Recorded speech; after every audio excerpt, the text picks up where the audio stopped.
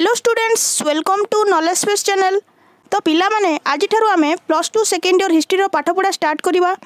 आज आमे पढ़िबा plus two second year history first chapter जार नाम होउछि भारत इतिहास उपादान, प्रत्नतात्विक, साहित्यिक, वैदेशिक विवरणी और अभिलेखागार्य। तो वीडियो को कंप्लीटली देख, वीडियो को सांग मानक सहित शेयर कर दियो एवं जो माने चैनल रे नुआ अछ चैनल को सब्सक्राइब कर दियो, कारण plus two second year history complete syllabus आमे कवर करवा। तो चैनल को समस्ते सब्सक्राइब कर दियो। तेबे चलो आज पढ़ा स्टार्ट करवा। तो पिला माने आमे भारत इतिहास उपादान जानिबा पूर्वरु प्रथमे जानिबा इतिहास उपादान माने कोन। उपादान हेउछि इतिहासर प्रमाण स्वरूप। उपादान हेउछि तथ्य मानकर एक उत्स जहाँकि इतिहास जानिबारे किंबा लेखिबारे सहायक होइथाए। उपादान बिना इतिहास इतिहास होई रहि परिबोनी, ताहा हिजिबो गप। इतिहासर उपादान गुड़िक ऐतिहासिक घटनावलीर सत्यता जानिबाकू साहाय्य करिथाए। उदाहरण हेउछि अशोकଙ୍କ त्रयोदश शिलालेख। केवल एही शिलालेखरु ही कलिंग युद्ध विषय जना पड़ी थाए। वर्तमान में जानिबा भारत इतिहासर उपादान संपर्क में। भारत इतिहासर उपादान को मुख्यतः तीन भाग में विभक्त करा जायछि। सेगुड़िक हैला प्रत्नतात्विक उपादान, साहित्यिक उपादान और अभिलेखागार्य उपादान। प्रथमे आमे देखिबा प्रत्नतात्विक उपादान। आक्षरिक अर्थरे प्रत्नतात्विक उपादान पुरातात्विक अवशेषर अध्ययन को बुझाई थाए, जहाँ माटी उपरे और माटी तले दृष्टिगोचर होता है। सर्वेक्षण और खनन प्रक्रिया द्वारा यह लोकलोचन को आसी थाए। तो पिला माने ऐतिहासिक तथ्य प्राप्ति पाई जेतेबेले भूमि खनन करा जाए ताहाकू प्रत्नतत्व कहा जाए। अर्थात इतिहास विषय जानिबा पाई जेतेबेले भूमि खोला जाए ताकू प्रत्नतत्व कहा जाए। उदाहरण हेउछि भूमि खनन करा जाई विभिन्न प्रकार पात्र, मुद्रा, मोहर, प्राचीन नगरीर ध्वंसावशेष, गुंफा, स्तूप, मंदिर इत्यादि मिलिथाए, जहाँ इतिहास लेखनी रे बा जानिबा पाई सहायक होइथाए। इतिहासर मुख साक्षी भाव यही प्रत्नतात्विक उपादान गुड़िक इतिहास रचना करिबारे साहाय्य करिथांती। 1784 मसीहारे बंगरे एशियाटिक सोसाइटी प्रतिष्ठा हेबा फल प्रत्नतात्विक क्षेत्र में अनेक गवेषणा करा जायतिला। तो इम्पोर्टेंट अटे, यहाँ तुम मन रख जे 1784 मसीहारे बंगरे एशियाटिक सोसाइटी प्रतिष्ठा होइतिला। प्रत्नतात्विक उपादान को विभिन्न भाग में विभक्त करा जायथाए। सेगुड़िक मध्यरु केतोटी हैला अभिलेख, मुद्रा, कीर्तिस्तंभ, कला और स्थापत्य, प्रत्नतात्विक खनन इत्यादि। तो पिला माने एबे आमे जानिबा अभिलेख विषय रे। अभिलेख कहिले प्रस्तर, स्तंभ, मंदिर कांथ, गुंफा बा ताम्र फलक रे विभिन्न प्राचीन लिपि रे लेखा जायथिबा विषय को बुझाई थाए। एहार अध्ययन को पुरालेख तत्व बा एपिग्राफी कहा जाए। यह इम्पोर्टेंट अटे, याकू तमे मन रख जे अभिलेखर अध्ययन को पुरालेख तत्व बा एपिग्राफी कहा जाए। एही अभिलेख गुड़िक मंदिर कांथ, प्रस्तर, स्तंभ, गुंफा, ताम्र फलक बा तंबा पट्टा इत्यादि उपरे लेखा जाय थाए। अभिलेख रे अतीतर घटना मान प्रतिफलित होता है। राजा मानकर वंशावली और परिचय तथा शासन काल, राज्यजय, शासन व्यवस्था, धर्मनीति तथा समसामयिक सामाजिक और अर्थनैतिक अवस्था उपरे अभिलेख मान आलोकपात करिथांती। तो यही अभिलेखरु आमे अतीतर घटनावली गुड़िक जानि परिबा, यथा राजा मानकर वंशावली और परिचय, राजा माने केउ वंशर थिले एवं सेमानंको परिचय विषय तथा शासन काल, से राजा मानकर शासन समय केउटा, राज्य जय केउ केउ राज्य सेमाने जय करथिले, शासन व्यवस्था सेमानकर शासन नीति किपरि थिला, धर्मनीति बा सेमानकर धार्मिक नीति किपरि थिला, तथा समसामयिक सामाजिक और अर्थनैतिक अवस्था। सेही समय रे राजा मानकर जो समय थिला सेही समय रे सामाजिक और अर्थनैतिक अवस्था विषय रे एही अभिलेख गुड़िक आलोकपात करिथांती बा एही अभिलेख गुड़िकरु जना पड़ी थाए। विभिन्न समय रे अभिलेख गुड़िक विभिन्न भाषा रे लेखा जायतिबा जणा जाए। अशोकଙ୍କ समय रे अभिलेख गुड़िक मुख्यतः ब्राह्मी लिपि रे लेखा जायतिले, केतेक अभिलेख रे खरस्ती लिपि और ग्रीक एवं आरबीय लिपिर व्यवहार देखा मिले। तो विभिन्न अभिलेख रे भिन्न भिन्न भाषार प्रयोग होता है। उदाहरण अशोकଙ୍କ समय अभिलेख गुड़िक मुख्यतः ब्राह्मी लिपि रे लेखा जायतिला एवं केतेक अभिलेख रे खरस्ती लिपि और ग्रीक और आरबीय लिपिर व्यवहार होइतिला। तो यह इम्पोर्टेंट अटे, याकू तुम मन रख जे अशोकଙ୍କ समय रे मुख्यतः ब्राह्मी लिपिर व्यवहार हेउतिला। एगुड़िक प्राकृत भाषार व्यवहार करा जाउतिला। तो ये जो ब्राह्मी लिपि, खरस्ती लिपि, ग्रीक और आरबीय लिपिर व्यवहार होउतिला, एगुड़िक प्राकृत भाषार व्यवहार करा जाउतिला। द्वितीय शताब्दी अभिलेख गुड़िक संस्कृत भाषार व्यवहार देखा मिले। तो द्वितीय शताब्दी अभिलेख गुड़िक संस्कृत भाषार व्यवहार आरंभ होता। अभिलेख गुड़िक प्रशस्ति मानक राजा मानकर गुणगान करा जायछि। एही गुणगान सहित राजांकर वंश परिचय, शासन और राज्यजय विषय मध्य एथिरु सूचना मिले। अभिलेख गुड़िकर जो प्रशस्ति मान रही से प्रशस्ति गुड़िकर राजा मानकर गुणगान करा जायछि। एही गुणगान सहित राजा मानकर वंश परिचय बा राजा माने केउ वंशर थिले, शासन और राज्यजय से माने किपरि शासन करथिले एवं से माने केउ केउ राज्य को जय करथिले इत्यादि विषय सूचना मिलिथाए। एहार मुख्य उदाहरण हेउछि प्रयाग प्रशस्ति। मन रख एही प्रयाग प्रशस्ति को आलाहाबाद प्रस्तर स्तंभ मध्य कुहा जाए। यह समुद्रगुप्तंक युद्ध और शांति व्यापार मंत्री बा संधि विग्रहक हरिसेनक पृष्ठपोषकतार लेखा जाइतिला। एही प्रयाग प्रशस्ति गुप्त सम्राट समुद्रगुप्तंक युद्ध और शांति व्यापार मंत्री बा संधि विग्रहक हरिसेनक द्वारा रचना करा जाइतिला। यह तमे मन रख, यह मोस्ट इम्पोर्टेंट अटे। एथिरे समुद्रगुप्तंक सिंहासन आरोहण, राज्यजय और धर्मनीति विषय अनेक तथ्य रही।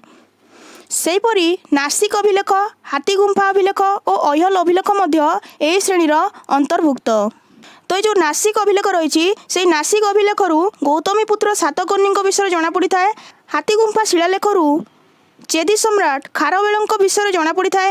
तो जो अय्हल शिलालेख रही ताहा रविकीर्ति द्वारा रचित होइछि एवं सेथिरु राजा द्वितीय पुलकेशी विषय जना पड़ी थाए। अनेक अभिलेखरे धर्म विषय वर्णना करा जायछि।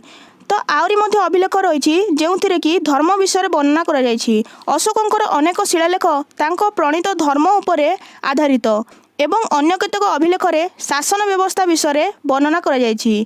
भुवनेश्वर निकटस्थ धौली और गंजाम जिलार जौगड़ अभिलेख अशोकंक शासन नीति विषय सूचना देइथाए। प्राचीन भारतर अभिलेख मध्यरु ताम्र फलक गुड़िकर भूमिदान विषय कहा जायछि।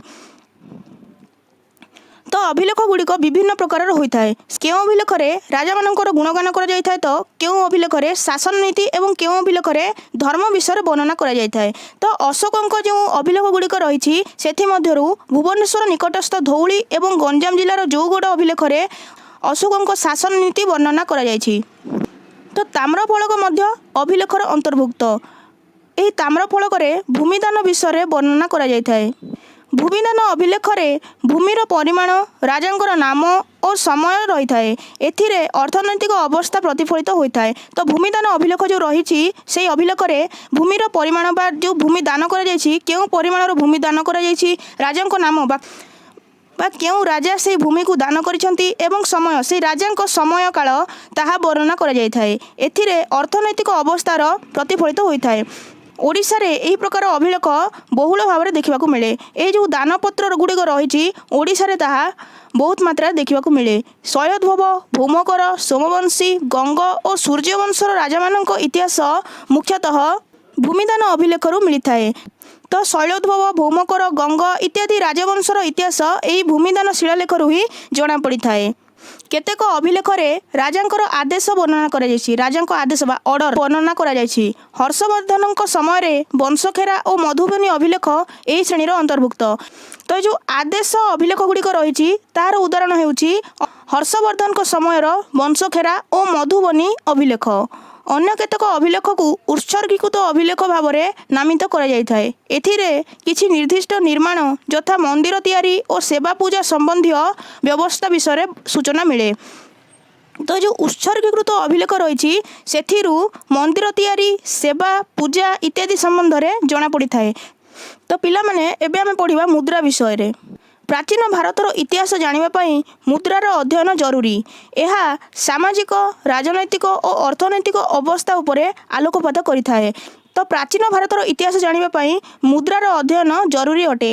यह प्राचीन भारतर सामाजिक, राजनैतिक और अर्थनैतिक अवस्था विषय आलोकपात करिथाए। विभिन्न समय रे राजा माने नाना प्रकार मुद्रार प्रचलन करथिले।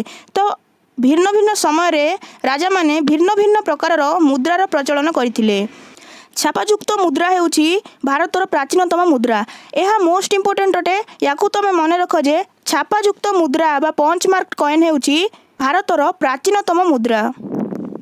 ଏଥିରେ କେତେକ ଚିତ୍ର ଓ ଚିହ୍ନ ଦେଖିବାକୁ ମିଳେ। ଖ୍ରୀଷ୍ଟପୂର୍ବ ଚତୁର୍ଥ ଶତକରେ ଏହି ମୁଦ୍ରାର ପ୍ରଚଳନ ହୋଇଥିଲା। ଏହି ପଞ୍ଚମାର୍କ କଏନ୍ ବା ଛାପାଯୁକ୍ତ ମୁଦ୍ରା ଖ୍ରୀଷ୍ଟପୂର୍ବ ଚତୁର୍ଥ ଶତାବ୍ଦୀରୁ ପ୍ରଚଳନ ହୋଇଥିଲା। ଛାପାଯୁକ୍ତ ମୁଦ୍ରା ମୌର୍ଯ୍ୟ ଶାସନ କାଳରେ ପ୍ରଚଳିତ ହୋଇଥିଲା। ଏହାକୁ ବି ତୁମେ ମନେ ରଖ, ଏହା ଏକ୍ଜାମରେ ମଧ୍ୟ ଆସୁଛି ଯେ ଛାପାଯୁକ୍ତ ମୁଦ୍ରା କେଉଁ ସମୟରେ ପ୍ରଚଳିତ ହୋଇଥିଲା? ନା ଏହାର ଉତ୍ତର ହେବ ମୌର୍ଯ୍ୟ ସମୟରେ। କାଳକ୍ରମେ ଇଣ୍ଡୋ ଗ୍ରୀକ୍ ଶାସନର ଅଧ୍ୟୟନ ପାଇଁ କେବଳ ମୁଦ୍ରାକୁ ପ୍ରମୁଖ ଉପାଦାନ ଭାବରେ ଗ୍ରହଣ କରାଯାଇଥାଏ। ତ ଯଦି ମୁଦ୍ରା ନଥାନ୍ତା ତ ଇଣ୍ଡୋ ଗ୍ରୀକ୍ ଶାସନ ସମ୍ବନ୍ଧରେ ଜଣାପଡ଼ିନଥାନ୍ତା। ଇଣ୍ଡୋ ଗ୍ରୀକ୍ ଶାସନର ଅଧ୍ୟୟନ ପାଇଁ କେବଳ ଏହି ମୁଦ୍ରାକୁ ହିଁ ପ୍ରମୁଖ ଉପାଦାନ ଭାବରେ ଗ୍ରହଣ କରାଯାଇଛି। ଭାରତରୁ ଅନେକ ରୋମୀୟ ମୁଦ୍ରା ମିଳିଛି, ଯାହାକି ଭାରତ ଓ ରୋମ୍ ମଧ୍ୟରେ ଥିବା ବ୍ୟାବସାୟିକ ବାଣିଜ୍ୟର ସୂଚନା ମିଳେ। ତ ଭାରତରୁ ଅନେକ ରୋମର ମୁଦ୍ରା ମିଳିଛି, ଯାହାକି ଭାରତ ଓ ରୋମ୍ ମଧ୍ୟରେ ଥିବା ବାଣିଜ୍ୟର ସୂଚନା ଦିଏ ବା ବାଣିଜ୍ୟ ସମ୍ପର୍କର ସୂଚନା ଦିଏ। ପ୍ରଥମ ଚନ୍ଦ୍ରଗୁପ୍ତଙ୍କ ସମୟରେ ରାଜାରାଣୀ ମୁଦ୍ରାର ପ୍ରଚଳନ ହୋଇଥିଲା। ଏହା ବି ମୋଷ୍ଟ ଇମ୍ପୋର୍ଟାଣ୍ଟ ଅଟେ। ୟାକୁ ତୁମେ ମନେ ରଖ ଯେ ପ୍ରଥମ ଚନ୍ଦ୍ରଗୁପ୍ତଙ୍କ ସମୟରେ ରାଜାରାଣୀ ମୁଦ୍ରାର ପ୍ରଚଳନ ହୋଇଥିଲା।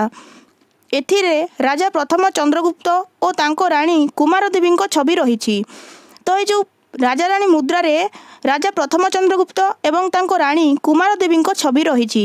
ସମୁଦ୍ରଗୁପ୍ତଙ୍କ ମୁଦ୍ରାରେ ବୀଣାବାଦନର ଚିତ୍ର, ଅଶ୍ୱମେଧ ଯଜ୍ଞ ଓ ବ୍ୟାଘ୍ରକୁ ପରାଭୂତ କରୁଥିବାର ଛବି ରହିଛି। ଏହାଛଡ଼ା କେତେକ ବ୍ୟବସାୟୀ ସଂଗଠନ ଦ୍ୱାରା ମଧ୍ୟ କିଛି ମୁଦ୍ରା ବିଭିନ୍ନ ସମୟରେ ପ୍ରଚଳିତ ହୋଇଛି। ତ ପିଲାମାନେ ଆଉ ଗୋଟିଏ ଇମ୍ପୋର୍ଟାଣ୍ଟ କ୍ୱେଶ୍ଚିନ୍ ଏକ୍ଜାମରେ ଆସେ ଯେ ମୁଦ୍ରାର ଅଧ୍ୟୟନକୁ କ'ଣ କୁହାଯାଏ? ଏହାର ଉତ୍ତର ହେବ ମୁଦ୍ରା ଅଧ୍ୟୟନ ତତ୍ତ୍ୱ ବା ନ୍ୟୁମିସ୍ମେଟିକ୍। ଅର୍ଥନୈତିକ ସମୃଦ୍ଧି ବିଷୟରେ ଜାଣିବା ପାଇଁ ମୁଦ୍ରାର ଅଧ୍ୟୟନ ଏକାନ୍ତ ଆବଶ୍ୟକ। ମୁଦ୍ରାରେ ଥିବା ସ୍ୱର୍ଣ୍ଣର ପରିମାଣ ସେ ସମୟରେ ଅର୍ଥନୈତିକ ଅବସ୍ଥା ଉପରେ ଆଲୋକପାତ କରିଥାଏ। ତ ପ୍ରାଚୀନ ଭାରତର ଅର୍ଥନୈତିକ ସମୃଦ୍ଧି ବିଷୟରେ ଜାଣିବା ପାଇଁ ମୁଦ୍ରାର ଅଧ୍ୟୟନ ଏକାନ୍ତ ଆବଶ୍ୟକ। ଏ ଯେଉଁ ମୁଦ୍ରାରେ ଯେଉଁ ସ୍ୱର୍ଣ୍ଣର ପରିମାଣ ସେ ସମୟରେ ଅର୍ଥନୈତିକ ଅବସ୍ଥା ଉପରେ ଆଲୋକପାତ କରିଥାଏ। ପିଲାମାନେ ମୁଦ୍ରା ଅନେକ ପ୍ରକାର ରହିଥାଏ। ଏହା ସ୍ୱର୍ଣ୍ଣ ମୁଦ୍ରା ରହିଥାଏ, ତାମ୍ର ମୁଦ୍ରା ରହିଥାଏ, କାଚ ମୁଦ୍ରା ମଧ୍ୟ ପ୍ରଚଳିତ ହୋଇଥିଲା ପ୍ରାଚୀନ ଭାରତରେ। ମୁଦ୍ରା ମିଳିଥିବା ସ୍ଥାନ ଦ୍ୱାରା ରାଜାମାନଙ୍କର ସାମ୍ରାଜ୍ୟ ବିସ୍ତାର କଥା ଜଣାପଡ଼ିଥାଏ। ମୁଦ୍ରା ଦ୍ୱାରା ମଧ୍ୟ ତତ୍କାଳୀନ ସମୟର ଧର୍ମ, ପୋଷାକ ଓ ଲିପି ବିଷୟରେ ଜଣାପଡ଼ିଥାଏ। ତ ଏହି ମୁଦ୍ରା ଦ୍ୱାରା ସେହି ସମୟର ଧର୍ମ, ପୋଷାକ ବା ସେହି ସମୟର ଲୋକମାନେ କେଉଁପରି ପୋଷାକ ପରିଧାନ କରୁଥିଲେ ଓ ଲିପି, ସେହି ମୁଦ୍ରାରେ କେଉଁ ଲିପିର ବ୍ୟବହାର ହୋଇଛି ଇତ୍ୟାଦି ଜଣାପଡ଼ିଥାଏ। ଇତିହାସର ଲିଖନରେ ମୁଦ୍ରା ଏକ ନିର୍ଭରଯୋଗ୍ୟ ଉପାଦାନ। ତ ପିଲାମାନେ ଆଜି ପାଇଁ ଏତିକି। ପରବର୍ତ୍ତୀ ଭିଡ଼ିଓରେ ଆମେ ଅଭିଲେଖର କୀର୍ତ୍ତିସ୍ତମ୍ଭ, କଳା ଓ ସ୍ଥାପତ୍ୟ, ପ୍ରତ୍ନତାତ୍ତ୍ୱିକ ଖନନ ଇତ୍ୟାଦି ବିଷୟରେ ଆଲୋଚନା କରିବା। ତେଣୁ ଭିଡ଼ିଓକୁ ଗୋଟେ ଲାଇକ୍ କରିଦିଅ, ସାଙ୍ଗମାନଙ୍କ ସହିତ ସେୟାର କରିଦିଅ ଏବଂ ଚ୍ୟାନେଲକୁ ସବସ୍କ୍ରାଇବ୍ କରିଦିଅ।